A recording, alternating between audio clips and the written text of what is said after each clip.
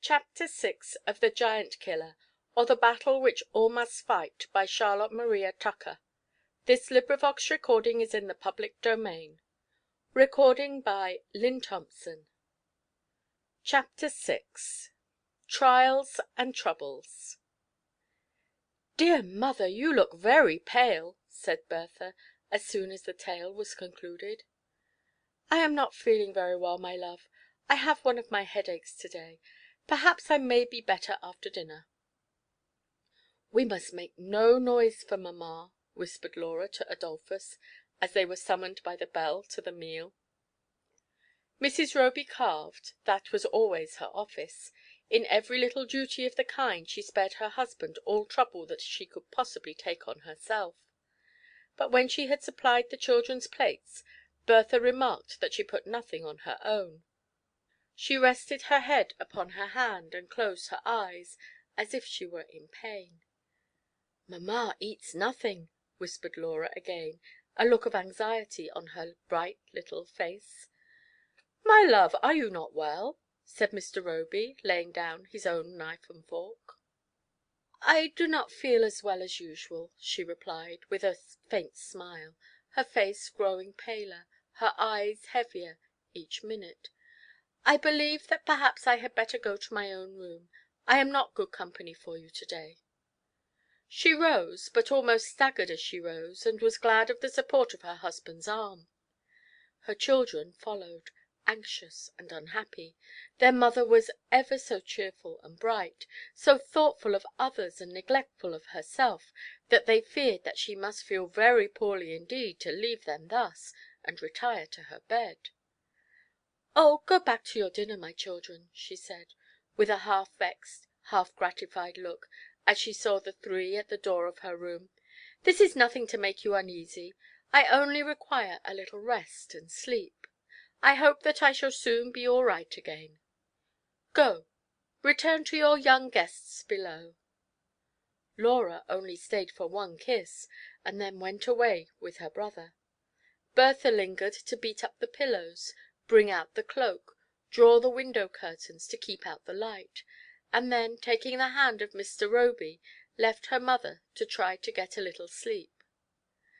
Feeling unhappy about her suffering parent, and disinclined to touch another morsel of her food, Bertha was irritated to see Adolphus eagerly helping himself from the dish, having taken possession of her mother's vacant chair. Little was said during the remainder of the meal, after which Bertha, creeping with noiseless step up–stairs, returned with the good tidings that, on gently opening the door, she had seen her mother fast asleep. "On no account disturb her," said Mr. Roby, rising. "I am obliged to go and see a sick parishioner. I depend upon the house being kept quiet in my absence." "But, papa, it is raining so fast," said Laura. "Poor Thompson is dying," was her father's reply. "If I delay, I may never see him alive. I think your dear mother said that she had a little broth ready. I will carry it to him myself." The Probyns were diverted to see the dignified–looking master walk off in the rain, struggling to hold up an umbrella against the wind so as to protect both himself and the brown jug in his hand, and picking his steps through a river of mud. "He'll spill it, to a dead certainty," laughed Constantine. "I'd drink it on the way, just to put it out of danger," cried his brother. Their loud, rude voices sounded in strange contrast to the low tones of the Robys, whose minds were full of the illness of their mother. "Oh, Aleck," whispered Bertha, going close up to her brother, and laying her hand on his arm, "what on earth can we do to keep these Probyns quiet? Unfeeling boys that they are, what a noise they are making! They will waken poor mamma, they will make her head worse. Oh, what are we to do to keep them both still?" "I say, Pro, would you not like to take a book?" asked Aleck. "You know I hate books. I am going to drive 4 in hand," replied the boy, dragging the chairs towards the black horsehair sofa, which he proposed to convert into a coach.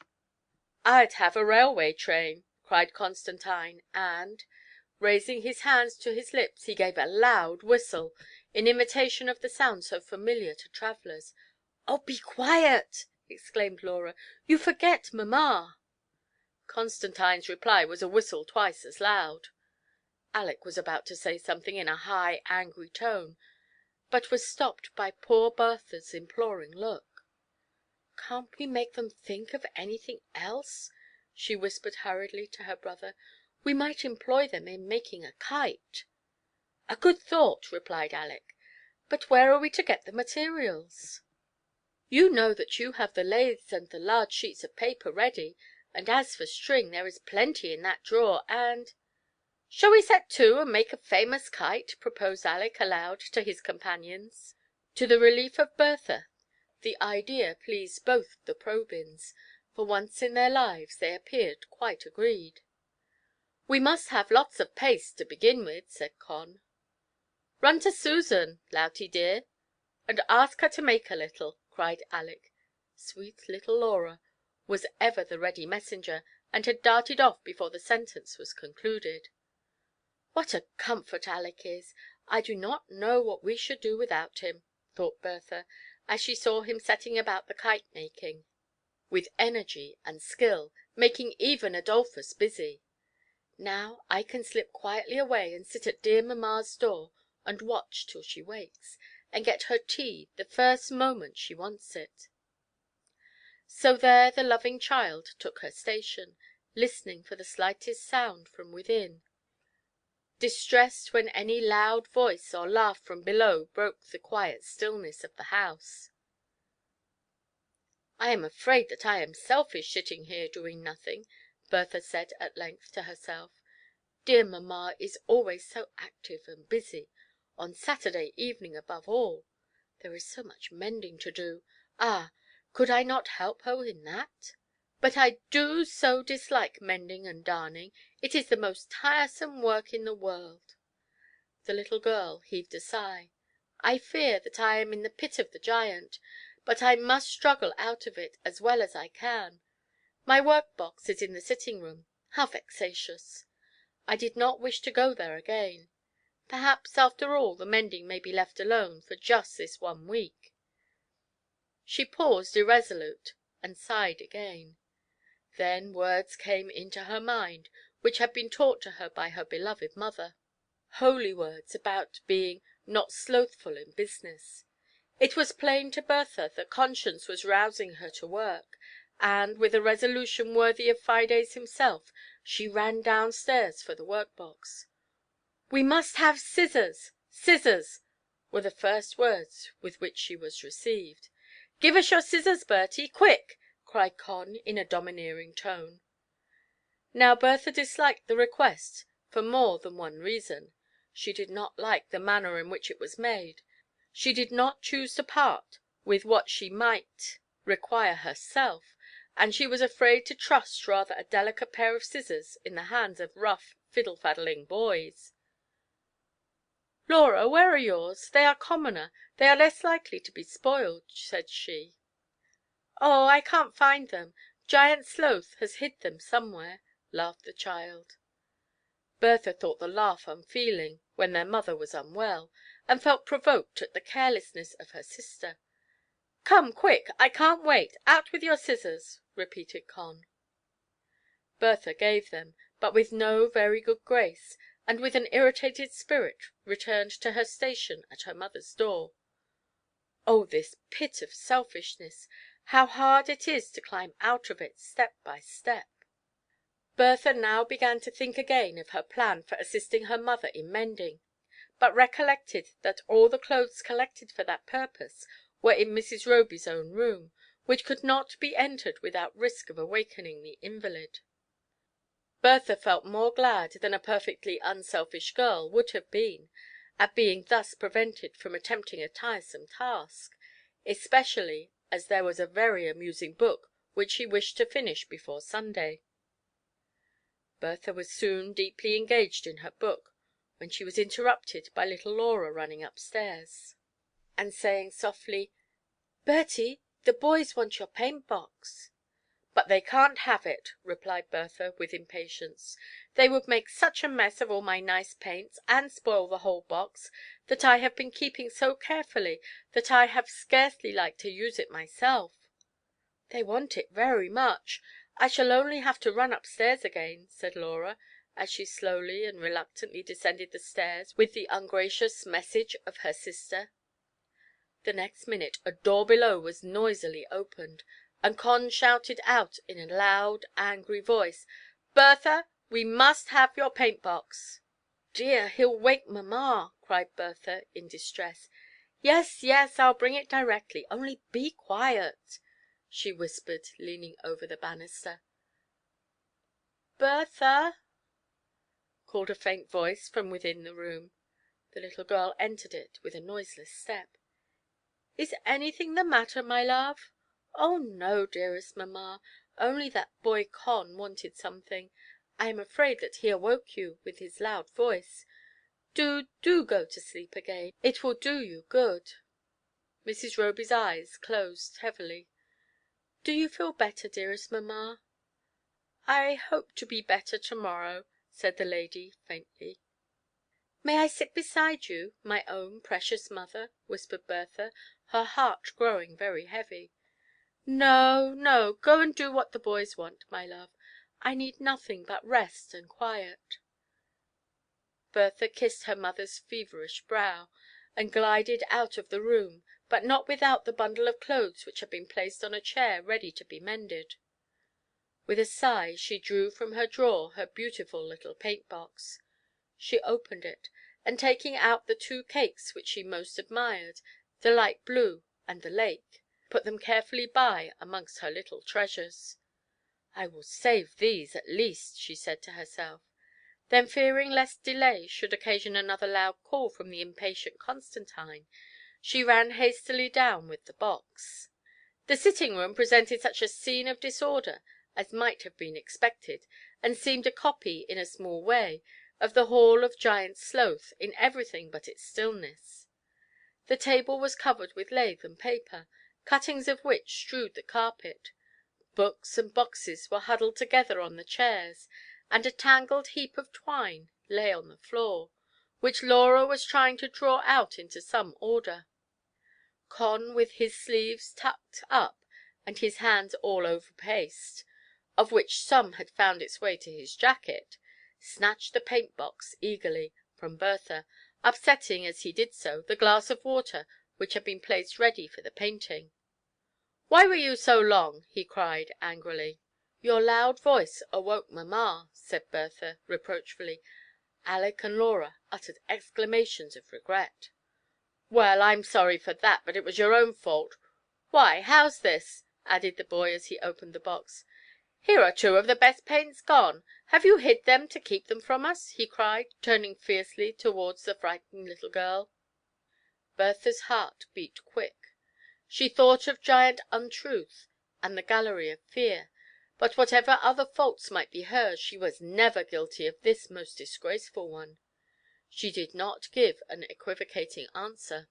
She did not say, "Perhaps they may be upstairs," or "I will go and try to find them." To the question of Constantine she returned a simple, truthful "Yes," and never had the boy respected her so much before.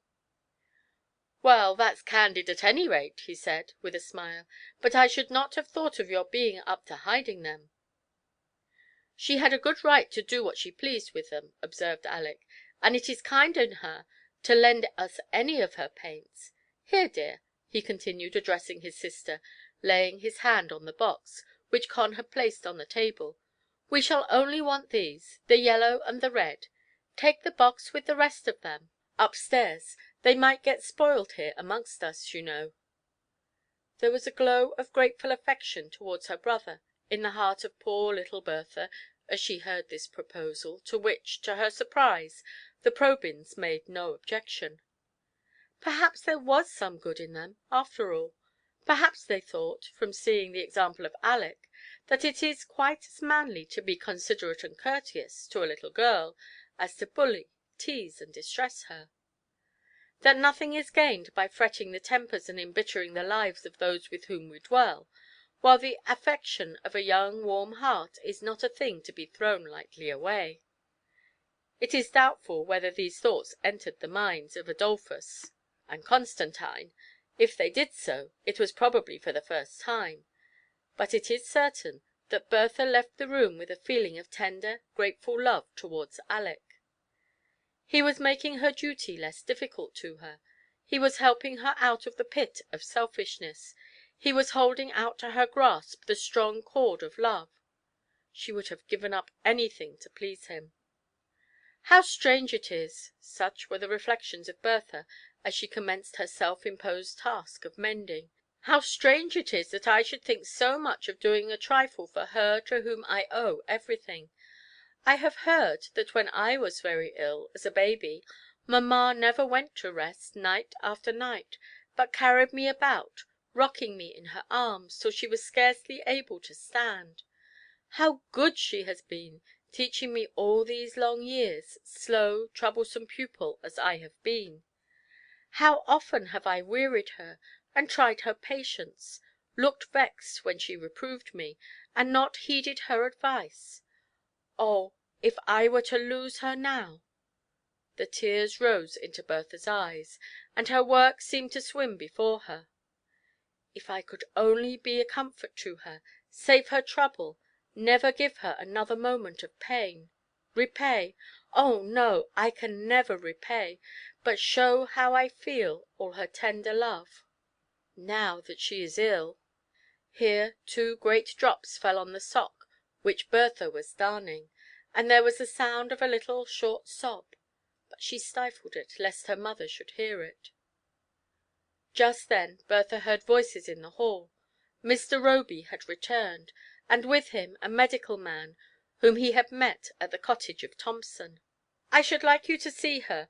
I trust that her indisposition is slight, but—" Bertha rose with her finger on her lips, but a little noise in the room within showed that precaution was not needed. The doctor saw Mrs. Roby, and pronounced that her illness was not of an alarming nature, that it had been produced by over-exertion, and that, therefore, quiet and repose were indispensable for the present. For at least this and the following day the lady was not to quit her own room. Great was the relief of her loving family on hearing the opinion of the medical man.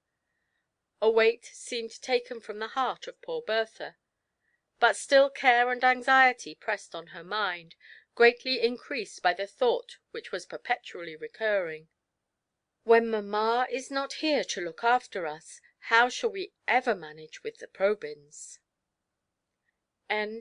Chapter 7